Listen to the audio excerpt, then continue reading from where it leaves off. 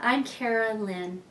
I've started the campaign, Not One More, because I think it's time that we break the power of suicide. In Wyoming, we have had a high suicide rate for way too long. We are consistently in the top 10 in the nation in terms of our suicide rate, but many times we have been number 1. We have lost one of our most dear citizens to suicide. And it was that event that caused me to say, you know what? I've been silent for too long. I know something about suicide, and I know something about what causes suicide.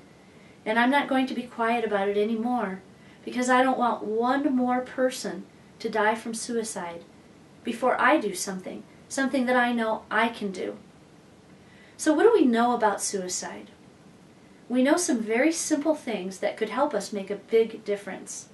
The NIH tells us that in over 90% of suicides, depression is a factor. The NIMH tells us that depression is a brain illness.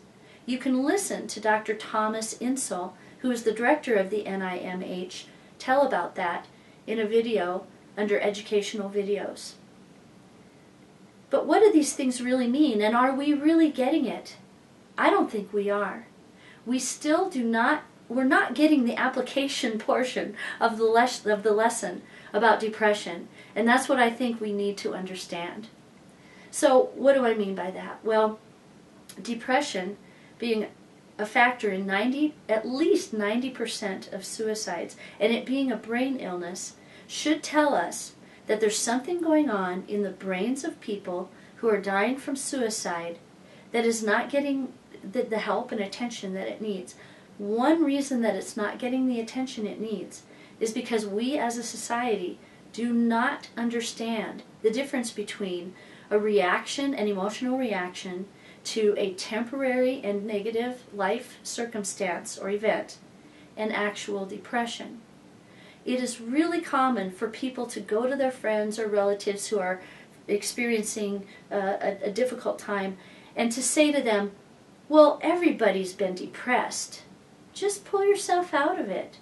Just be sure that you get enough exercise and, that you eat properly. And, I've been depressed. We've all been depressed, but it gets better. And they'll tell this person everything that they can see that is good about that person's life. They'll try to talk you out of your depression. Well, you've got this going for you and that going for you, and you've got a beautiful home and a beautiful spouse and beautiful children, and you have a good job. Well, good, great. But if a person's depressed, it doesn't matter how many good things they have in their life. It doesn't matter how many good things look from the outside, because the brain inside their head is not functioning properly. So look at the difference. If you have experienced a difficulty in life, a breakup, a divorce, the death of a loved one, you felt affected emotionally. You had a period of time when you didn't feel as well as you normally do. You may have struggled, but you kind of, pushed through each day. You still went to work. You felt bad, you felt emotionally maybe affected, but you still went to work. You could still concentrate. You could still think. You still could find some joy or some pleasure in maybe having a meal that you enjoyed or spending time with somebody you enjoyed. Bottom line, even if all of that failed, you noticed that within 2 to 3 weeks at the most, you started to feel better.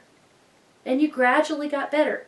That's the way it works for people who have a healthy brain. If you have a disappointment or even a major trauma, if your brain is healthy, then you have coping mechanisms, and eventually, usually in not too long a period of time, you start to feel better. So when you have a friend or somebody else that is depressed, you assume that they are feeling bad because of an event or a circumstance. You just assume that. And you also assume that they can get better if they just stick with things just like you did. What you're not assuming, because you're not getting it, even though the NIH and the NIMH are telling you that depression is a brain illness, you're not getting is that they have an illness. They're not just having a reaction to a circumstance, they have an illness. Their brain is not healthy, it's not strong, it's not working properly. Therefore, they don't have the benefit of that strong brain to help them work through the life circumstance or event that they've experienced, like you did. Let me give you an example of how we know this. We have imaging technology medically called PET scan technology, positron emission tomography. PET scans can show where there's activity in the brain and where there's not. We also know from medical science what parts of the brain are responsible for what kinds of thoughts, what kinds of experiences. There are certain parts of the brain that are active during sexual intercourse, during sexual thoughts. There are parts of the brain that are responsible for sleep patterns. There are parts of the brain that are responsible for appetite and different kinds of things affecting how well you eat and whether you eat or not. There are parts of the brain that are responsible for pleasurable, positive thoughts. And there are parts of the brain, these are the primitive, deep centers of the brain, that are responsible for negative thoughts and negative feelings. The fight or flight response, anxiety, primal fear. Those parts of the brain, we know where those parts of the brain are. So we can do imaging of the brain and find out what parts of the brain are firing. We can couple those we can couple the imaging techniques with stimulus that we can provide to the individual, to the subject, and we can see if we give them a positive stimulus, does the corresponding positive part of their brain light up? Well, in a normal person, that's what happens. You give a person a gory, horrible picture, a picture of the Holocaust or something, the primal parts of their brain light up. You give them a picture of a beautiful scenery or their family, and the pleasure centers of their brain light up. But that's not what happens with somebody who's depressed. When someone's depressed and they get a PET scan and all these positive stimuli are given to them, pictures of their own families, beautiful pictures, things that should evoke positive feelings, they barely get any kind of firing in those centers of the brain. Give them the prefrontal cortex of a person who's depressed.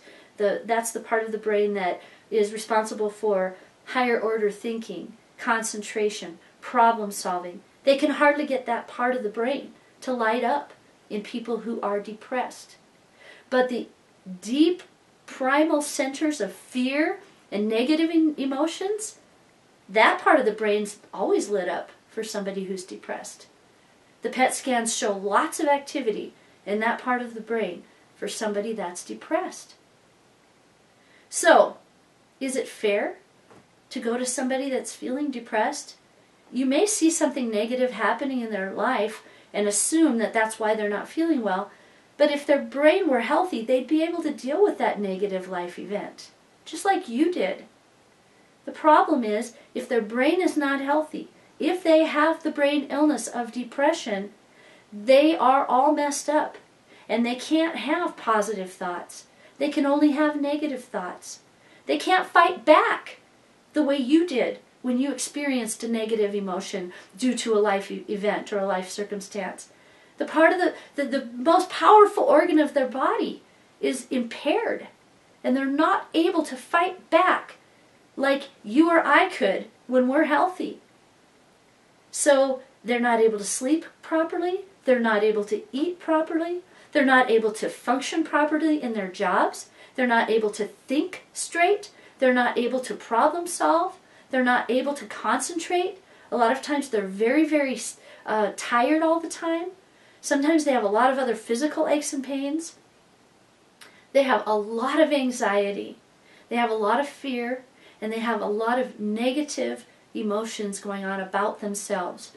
There's even self-deprecation that happens in certain parts of the brain, and those thoughts are very pronounced for somebody who is experiencing depression with a capital D. So please don't tell your friend who is clinically depressed that they have this, and this going for them, and that they shouldn't feel bad, and that they should be feeling better, because you're just looking at the outside. You don't see the state of their brain. You don't see what's going on with their brain. You don't know the illness that can be going on in their brain. And you should not be judging how well they're doing based on what you see as circumstances. It's a very frightening, painful experience, overwhelming experience for somebody who is depressed with a capital D, someone who has the brain illness of depression, to be experiencing all that they're experiencing and not being able to combat it with the coping techniques that they know from their past experience and that you know from your past experience normally work for someone. But when a person is depressed, when their brain is ill, those things don't work. And it's a very frightening, panicked feeling, and there's a lot of anxiety that a person like that has. So it's not surprising that people who have the brain illness of depression do so often succumb to the act of suicide. But they aren't committing suicide. They're succumbing to it. They're victims of it. They're victims of a very brutal brain illness that is attacking them from the inside out. And what people who have depression need is they need not judgment, they need not advice, they need support, they need encouragement, they need understanding, they need somebody on the outside to understand their illness better than they do, so that they will begin to just accept the fact that they are ill, not broken, not defective, not a failure, and that will give them the ability to hold on and not take their own life until they can get the treatment from a compassionate doctor that they need. We have so far to go in understanding and treating the illness of depression. But if we can start with this basic understanding of what it really is, we can begin to significantly see a decrease in the number of suicides in our state. And then from there, we can go on to provide better treatment models, better understanding of people, better ways of coping while there is an active depression happening.